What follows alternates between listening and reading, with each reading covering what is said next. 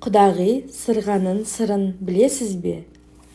Өзімнің ай десе аузы, күн десе көзі бар жалғыз қайын сіңлім бар. Қазақтың салт дәстүріне сай есімін атамай, оған еркем деп ат қойып алғанмын.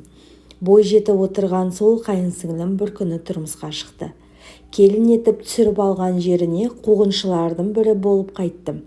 Сонда құдалар жағы арада ай өтпей той жасайтындарын айтты. Мұны ата-енем естіген соң бар бала-шағасын жинады. Сөзді бастаған қайынатам: өздерің білесіңдер, бүгінгі уақытта жетісіп отырған ешкім жоқ. Ағайынның бірінде бар, бірінде жоқ. Кейбірі жай сыртқы жүнін қомпайтып жүргенін керін жасауда. Тойға мынадай апарасыңдар деп ешқайсысына салмақ салмайық. Әрқайсысы шамасы келген алып барар. Ал қыздың соңынан апаратын бар дүниені өздерін алыңдар.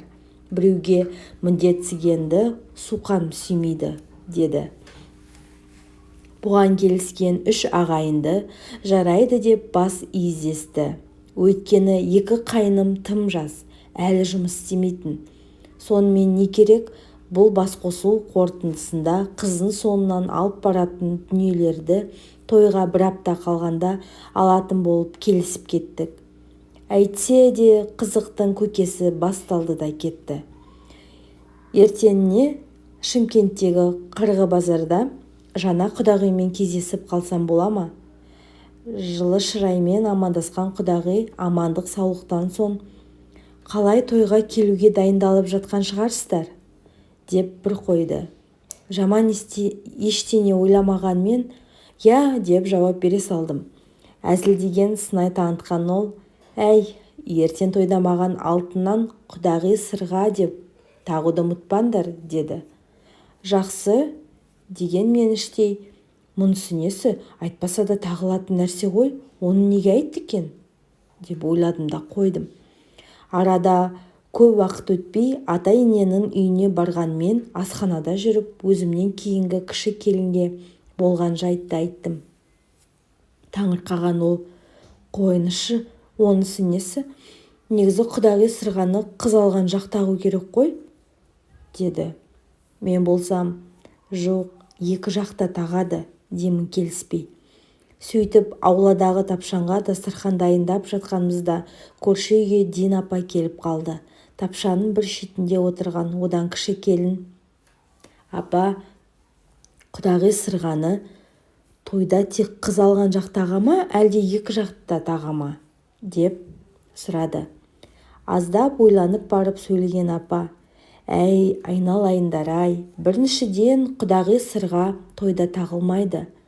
Қазіргілер салтты білмеген соң бұзып жүр. Екіншіден, оны тек қыз алған жақ қана тағу керек. Бұрын біздің кезімізде құдағи сырғаның тағылу уақыты 1 жылдан кейін болатын. Неге? Оның себебін мен сендерге айтайын. Қыз ұзатылған соң енесі оның тәлім-тәрбиесіне, ісіне 1 жыл қарайды.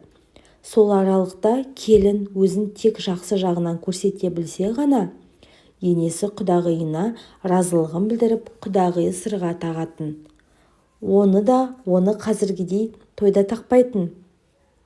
Құдағи сырға тағудың өз жоралғысы бар. Ол үшін арнайы құдалар жаққа құдағи сырға бара жатыр деген хабар жібереді. Құдалар жағы қатты дайындалмаса да бір қойын сойып жақын жарағаттарын шақыратын. Жігіт жақтан келген 2-3 әйел құдағиға жақсы қыз тәрбиелегені үшін алғыстарын білдіріп сырға тағады. Ауылда құдағи сырға тағылған ананың жүзі жарық, абыройы асқақ болады. Ал тағылмаса ұят саналатын. Ондай жағдай болмас үшін біздің кезде тұрмысқа шыққандар төркінімді ел жұртқа масқара етпейтін, шешеме құдағи сырға тағылсын деп 1 жыл бойы өзін жақсы жағынан көрсетуге тырысатын.